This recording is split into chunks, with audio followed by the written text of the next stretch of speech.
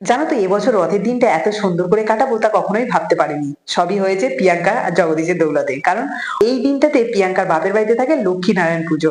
আর ওখানে তো আমাদের ইনভাইট থাকেই। তাই আজকে কিন্তু সকাল সকাল রেডি হয়েছি। জানোই তো পুজো মানে কত ধরনের কাজ থাকে, তো একটু হাতে হাতে যদি কাজ করে দিই তাহলে পুজোটা তাড়াতাড়ি হয়ে যাবে। তবে হ্যাঁ, খুব একটা তাড়াতাড়ি যেতে পারিনি কারণ ছেলের স্কুল ছিল, ওর স্কুলের জন্য রেডি করে তারপর বাড়ির কিছু কাজকর্ম সেরে নিজেকে রেডি হতে একটু তো সময় লেগেছে।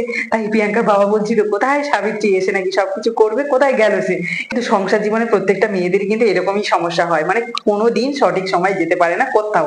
তো আমারও সেই দশা হয়েছিল। তো যাই হোক, যাওয়ার সঙ্গে সঙ্গে কিন্তু আমি হাতে হাতে কাজ করা শুরু করে দিয়েছি প্রিয়াঙ্কার। এখানে কিন্তু এই যে ফল কাটা চলছে, তার আগে প্রিয়াঙ্কা লুচি ভাজছিল, তাই একটা লুচি ভেজে সঙ্গে সঙ্গে ফল কাটতে বসে গেছিলাম। তবে হ্যাঁ, এখানে কিন্তু আবার টিফিনেরও ব্যবস্থা করেছিল। তবে ওদের বাড়িতে আমি ভাবলাম যে না, আজকে কিছুই খাবো না, যেহেতু রথের দিন একটুখানি ওদের লক্ষ্মীনারায়ণ পুজোর অঞ্জলি যদি দিই তাহলে খুবই ভালো হয়। তাই আমি অঞ্জলি দিয়েছিলাম প্রিয়াঙ্কার সাথে। আর এদিকে ফলগুলো সব কিন্তু কাটা হয়ে গেছে। আর হ্যাঁ, লাড্ডুগুলো কিন্তু বেশ সুন্দর করে সাজানো হয়েছিল। এখানে মায়ের ভোগ হিসাবে এই যে লুচি, লাড্ডু, নাড়ু, তারপরে পায়েস, সুজি সবকিছু কিন্তু ওর বাবা রেডি করে নিয়েছিল। এই যে 5 রকমের ভাজা, তারপরে হ্যাঁ খিচুড়িও বানিয়েছিল।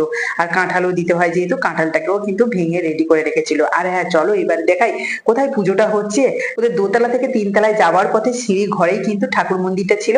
একটু ছোট ঠিকই, তবে খুব সুন্দরভাবে সাজানো, দেখতেও দারুণ। আর লক্ষ্মীনারায়ণটা তো অপূর্ব দেখতে।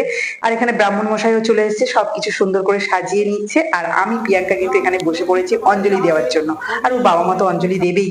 তো দেখো, খুব ভালোভাবে অঞ্জলিটা দিলাম, তারপরে একটু প্রসাদ জল খেয়ে তারপরে ছেলে স্কুল থেকে আসার পরেই কিন্তু ওদের বাড়িতে স্নান করিয়ে দিয়েছিলাম। মানে আমার বর কিন্তু ওকে স্কুল থেকে নিয়ে এসেছিল, স্নান করিয়ে খাইয়ে দাইয়ে ঘুম পাড়িয়ে আমরা কিন্তু খেতে বসে গেছিলাম। আর হ্যাঁ, এর মাঝে কিন্তু আত্মীয় স্বজনরা এসে খাওয়া দাওয়া করে চলে গেছে। আর এদিকে আমাদের টিমের লোকজনকে তোমরা নিশ্চয়ই দেখতে পাচ্ছ না, একদমই তাই। এখানে শুধু আরাধ্যা আর আরাধ্যার মা বাবা এসছে, আর আমাদের অতসী রানী, তারপরে মুনমুন্দি, এরা কিন্তু এসে পৌঁছায়নি। দিদি বললো যে আসতে পারবে না, দাদা একটুখানি কাজে ব্যস্ত হয়ে গেছে। আর আর আমাদের অতসী রানী সে তো সবসময় লেটেই আসবে। তো যাই হোক, তার জন্য ওয়েট করে করে আমরা প্রায় বিকেল 4টের দিকে খাওয়া শুরু করেছিলাম। তা জানোই তো, সারাদিনের পর খাওয়া দাওয়া করলে প্রচন্ড কষ্ট হয়ে যায়। না খেয়েছিলাম, এর থেকে মনে হয় ভালোই ছিলাম। তাই এখানে বসেছি, তবে বাচ্চারা এত উৎপাত করছে কি বলবো। হ্যাঁ, এর মাঝে তোমাদের একটু ওয়াল পেন্টিংটা দেখিয়ে দিচ্ছি। এত সুন্দরভাবে সাজানো না, দারুণ লাগছে না? আর দেওয়ালটা যেহেতু বড় না, খুব সুন্দর ফুটেছেও। তোমাদের কেমন লাগছে অবশ্যই কমেন্টে জানিয়ে তো।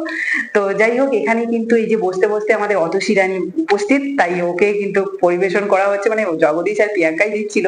তো শেষে গিয়ে নাম কেনার জন্য আমি একটুখানি ওকে পায়েস দিচ্ছিলাম। আমার বর এই কথাটা বলছিল, তোমরাই বলো আমি কি নাম কেনার জন্য কেন ওকে পায়েস দিতে যাব, তবে ভালোবেসে একটু দিচ্ছিলাম। তো যাই হোক, এখানে সবাই মিলে আবার বসে আড্ডা দিচ্ছিলাম। আর দেওয়ার পরে সন্ধ্যেবেলা কিন্তু আবার রথ দেখলাম এবং রথও টেনেছি। তবে তোমাদের রথের দিনটা কেমন কেটেছিল অবশ্যই